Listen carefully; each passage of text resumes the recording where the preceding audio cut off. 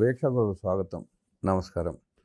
తెలంగాణ రాజకీయాలు చూస్తే 3 బలమైన పార్టీలు రాజకీయాలు చేస్తుండగా బీఆర్ఎస్ నుంచి బయటకు వచ్చిన కవిత కొత్త పార్టీ పెట్టే ప్రయత్నంలో భాగంగా ప్రశాంత్ కిషోర్తో చర్చలు జరుపుతూ చూస్తున్నాం. ఇక్కడ కాంగ్రెస్ అధికారంలో ఉంది, కేంద్రంలో బీజేపీ కూటమి అధికారంలో ఉంది. బీఆర్ఎస్ ప్రధాన ప్రతిపక్షంగా వ్యవహరిస్తున్న ఈ సమయంలో కవిత పార్టీకి స్పేస్ ఉందా? కవిత వేరే పార్టీలో చేరకుండా తానే ఎందుకు పార్టీ పెట్టాలని ప్రయత్నం చేస్తూ ఉంది? పీకేతో జరుపుతున్న చర్చలు ఏంటి? అసలు తెలంగాణ రాజకీయాల్లో కవిత మనుగడ సాగించే అవకాశం ఉందా? తెలుసుకునే ప్రయత్నం చేద్దాం. విశ్లేషించడానికి మనతో పాటు ఉన్నారు ప్రముఖ ఆర్థిక, రాజకీయ, సామాజిక విశ్లేషకులు అప్సాన్ రాజేష్ గారు. వారిని అడిగి మరిన్ని విశేషాలు తెలుసుకుందాం. నమస్తే రాజేష్. నమస్కారం. తెలంగాణలో 3 ప్రధానమైన పార్టీలు రాజకీయాలు చేస్తున్నాయి. కొత్తగా కవిత పెట్టే పార్టీకి స్పేస్ ఉండే అవకాశం ఉందంటారా? పీకేతో చర్చలు ఫలించే అవకాశం ఉందా? ఒకవేళ ఫలిస్తే తాను పార్టీ పెట్టి మనుగడ సాగించే అవకాశం ఉందా? అంటే రాజకీయాలు అనేది డైనమిక్.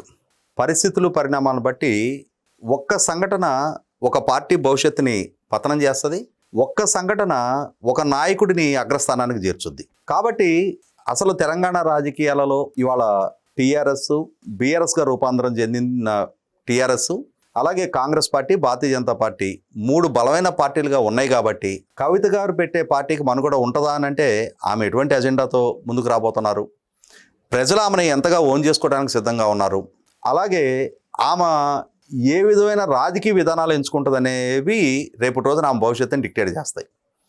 అయితే ఈ క్రమంలో రీసెంట్గా జరిగిన బీహార్ ఎన్నికల్లో తాను స్వయంగా పోటీ చేసిన ప్రశాంత్ కిషోర్ తానే ఒక జనస్వరాజ్ పార్టీ అని చెప్పిన ఒక పార్టీ పెట్టుకొని సుదీర్ఘకాలం బీహారు ప్రజలతో మమేకమవుతూ పాదయాత్రలు చేసి తాను బీహార్ వ్యాప్తంగా పోటీ చేసినా కూడా ఒక్క స్థానంలో కూడా అతను నెగ్గల. అటువంటి ప్రశాంత్ కిషోరు గత దశాబ్దంన్నర కాలంగా రాజకీయ పార్టీలకి వ్యూహకర్తగా వ్యవహరిస్తూ వస్తున్నాడు. ఇక్కడ ఒక అంశం చెప్తాను నేను. మనకి ప్రభుత్వం నుంచి ఏదైనా ఒక ఉద్యోగ ప్రకటన వచ్చినప్పుడు ప్రభుత్వం పారదర్శకంగా ఎటువంటి రాజకీయ అవినీతికి ఆస్కారం లేకుండా ఆ ఉద్యోగ నియామక ప్రక్రియ కొనసాగిస్తున్నా కూడా మనకు కొంతమంది బ్రోకర్లు ఉంటారు. నాకు పలానా నాయకుడితోటి యాక్సెస్ ఉంది, పలానా అధికారి నా జేబులో ఉన్నాడు, నేను ఉద్యోగాలు ఇప్పిస్తానని చెప్పని వీళ్ళు బయట ఒక కౌంటర్ ఓపెన్ చేస్తారు. సరే, ఉద్యోగం దక్కితే చాలనుకునే నిరుద్యోగ యువత కొంతమంది ఉంటారు. ఆర్థికంగా స్తోమత ఉంటుంది, కానీ ఆ కాంపిటీషన్లో మెరిట్ బేసిస్లో వాళ్ళకు ఉద్యోగం వస్తుందని నమ్మకం లేదు. అటువంటి వాళ్ళు ఏం చేస్తారంటే అయితే రికమెండేషన్, లేదంటే లంచం, ఈ రూపంలో ఉద్యోగం దక్కితే చాలని చెప్పని అనుకుంటూ ఉంటారు. ఇటువంటి వాళ్ళని గుర్తించి వాళ్ళు వలేస్తారు. ఈ కౌంటర్లు ఓపెన్ చేసిన వాళ్ళు ఏం చేస్తారు, ఒక 10 మంది దగ్గర 15 మంది దగ్గర ఉద్యోగానికి ఎంత అని చెప్పని డబ్బులు వసూలు చేస్తారు.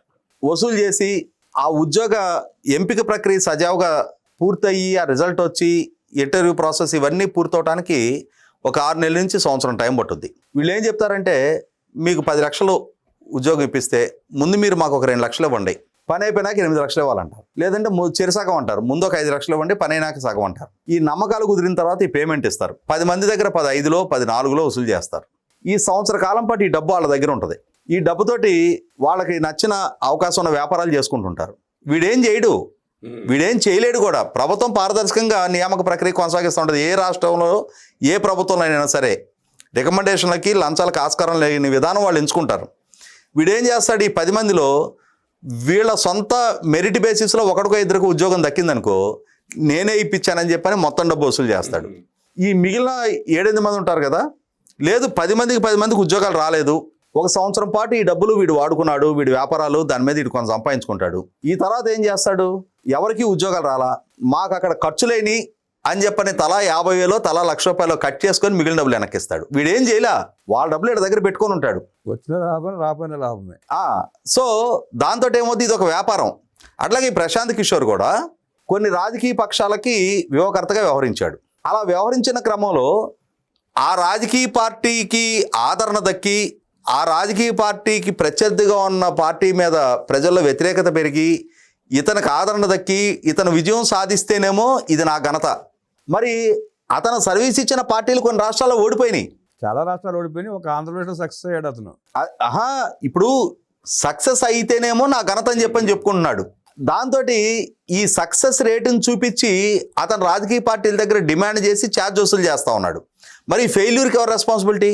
మరి నీ దగ్గర అంత టాలెంటే ఉంటే నువ్వు ఏ పార్టీకి సర్వీస్ ఇస్తే ఆ పార్టీని అధికారంలోకి తీసుకొచ్చి అంతటి సామర్థ్యం నీకుంటే నువ్వు సొంతంగా పోటీ చేస్తే నీ పార్టీని ఎందుకని బోణి కూడా కొట్టలేకపోయావు? దీనికే మనకి గ్రామాల్లో ఒక సామెత చెప్తారు మనకి, తాబోతే చల్లకి గతి లేదు కానీ తన పేరట చీటీ పంపితే పెరుగు వస్తుందని చెప్పుకున్నాడంట ఒకడు. వీడు సొంతంగా పోతే మజ్జిగ పోసే దిక్కు లేదు అక్కడ, కానీ వీడి పేరు మీద చీటీ పంపిస్తే మాత్రం పెరుగు వచ్చుద్దని బడాయిపోతున్నాడంట. అట్లాగే నువ్వు సొంతంగా పార్టీ పెట్టుకొని నువ్వు పోటీ చేస్తే నువ్వు కూడా గెలవాల, కానీ నువ్వు సర్వీస్ ఇస్తే ఆ రాజకీయ పార్టీ మాత్రం ఆ రాష్ట్రంలో అధికారంలోకి వచ్చేస్తుందా? అంటే ఫ్లూగ్గా ఏ రాజకీయ పార్టీ అయినా విజయం సాధిస్తేనేమో ఇతని ఘనత. కానీ ఇక్కడ గమనించుకోవాల్సింది ఏంటంటే ఇతను సర్వీసు ఇచ్చిన రాజకీయ పక్షాల చేత ఇతను అవలంబింపజేసిన విధానాలు అక్కడ సమాజంలో ప్రజల మధ్య కులపరమైన విభజన తీసుకురావటం, వాళ్ళకి రాజకీయ ప్రత్యర్థులుగా ఉన్న పార్టీల వ్యక్తిత్వానికి పాల్పడటం, అంటే ఎన్ని విధ్వంసకర నిర్ణయాలైనా చేయి. దానికి ఏం చెప్తారంటే మనకి కొన్ని పనికిమాలిన స్లోగన్స్ చెప్తారు. Everything is fair in love and war. ఎన్నికలు కూడా ఒక వార్ లాంటియే, ఏమన్నా చేయి, ఎలాగైనా చేయి, జో జీత వహీ సికందర్. గెలిచాడా లేదనేదే ముఖ్యం. ఇక్కడ గెలిచిన వాడికి అధికారం వస్తుంది.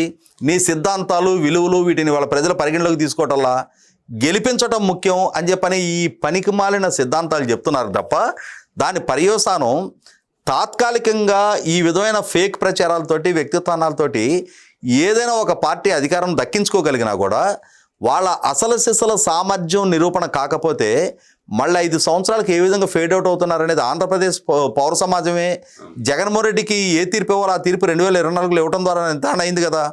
కాబట్టి వాళ్ళ తెలంగాణ సమాజంలో ఆల్రెడీ 3 రాజకీయ పక్షాలు బలంగా ఉన్నాయి. ఇటువంటప్పుడు తనకి ప్రజలలో యాక్సెప్టెన్స్ రప్పించుకోవటం ద్వారా తన పార్టీకి ఉనికి మనుగడ ప్రస్థానం కొనసాగడానికి ఆస్కారం ఉంటుంది తప్ప ఇటువంటి ప్రశాంత్ కిషోర్ లాంటి వాళ్ళ మీద మాత్రమే ఆధారపడి అటువంటి వాళ్ళతోటి చర్చలు జరపడం ద్వారా తన రాజకీయ భవిష్యత్తుకి పునాది వేసుకోవాలని చెప్పని కవిత గారు ఆలోచిస్తే అది 100కి 100 పాళ్ళు కళ్ళ ముందు బీహార్ ఫలితాలు చూసినా కూడా ప్రశాంత్ కిషోర్ వంటి వాళ్ళ మీద డబ్బు ఖర్చు పెట్టడానికి ఆమె సిద్ధపడితే అది ఆమె సాహసమే తప్ప మరంతటి ఆర్థిక వనరులు అంతటి స్తోమత ఆమెకుండి ఆమె ఖర్చు పెట్టడానికి సిద్ధపడితే అవి రేపటి రోజున అది వృధా ప్రయాసే తప్ప కవిత గారికి రాజకీయ భవిష్యత్తును అందించగలిగే సామర్థ్యం ప్రశాంత్ కిషోర్కి అయితే లేదు. ఖచ్చితంగా తెలంగాణ సమాజం కవిత గారిని ఓన్ చేసుకుంటే ఆమెకు రాజకీయంగా అవకాశం ఇవ్వాలని అనుకుంటే ఆమె విధానాల పట్ల యాక్సెప్టెన్స్ వస్తే తెలంగాణ సమాజం ఆమెను హక్కును చేర్చుకోవాల్సిందే తప్ప ప్రశాంత్ కిషోర్ లాంటి వాళ్ళతోటైతే ఎటువంటి ఉపయోగం లేదు. కానీ మీరు చెప్పినట్టుగానే 100కి 100 పాళ్ళు ఇవాళ తెలంగాణ రాజకీయాల్లో ఒక వ్యాక్యూమ్ ఉంది. ఆ వ్యాక్యూమ్ ఎటువంటిది? ఒక పక్క కాంగ్రెస్ పార్టీ అధికారం దక్కించుకుంది.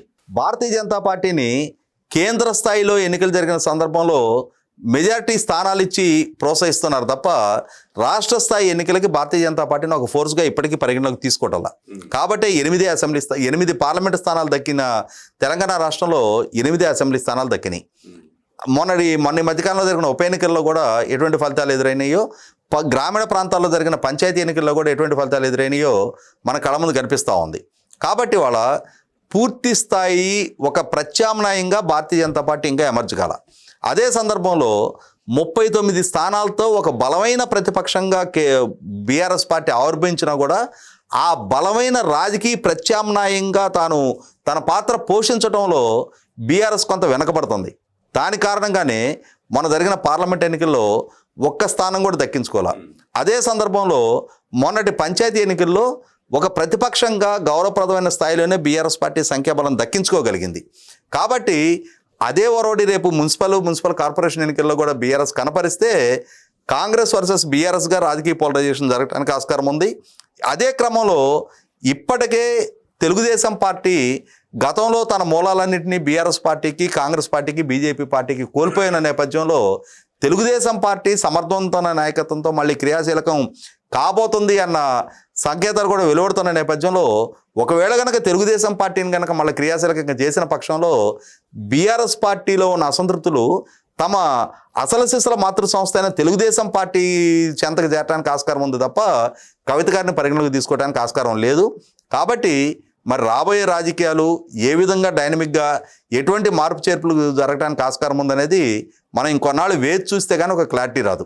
ఒక పక్కన తెలంగాణ సీఎం రేవంత్ రెడ్డి గారు ఎక్కడికి వెళ్ళినా టీడీపీని పోవటం, చంద్రబాబు నాయుడు గారిని పోవటం, రామారావు గారిని కీర్తించడం చూస్తున్నాను. నిన్న కూడా ఖమ్మంలో చేశాడు ఆయన.